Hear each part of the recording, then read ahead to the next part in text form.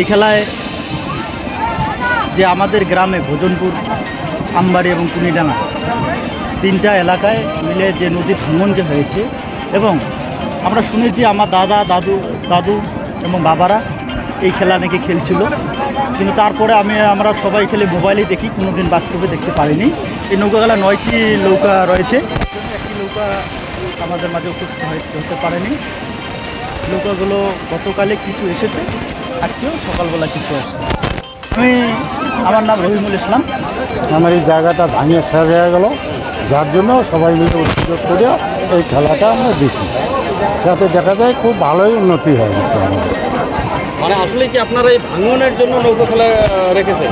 এক নম্বরে তো ওইটাই ভাঙনটাই আমাদের, কারণ ভোজনপুর, কুনিডাঙ্গা, আমবাড়ি ভাঙিয়ে শেষ হয়ে গেল। আমরা ভাবতেছি নৌকা খেলাটা দিলে যদি কিছু রক্ষা হয়, সবাই বলে, যার জন্য ওইটা দিচ্ছি। আর এক নম্বরে বানটার জন্য আমরা সবাইকে আবেদন করতেছি, পাথরের বান আমাদের এখানে লাগে। আপনার পরিচয়? আমি এখানকার বুথ সভাপতি, আমার নাম সৈয়দুর রহমান।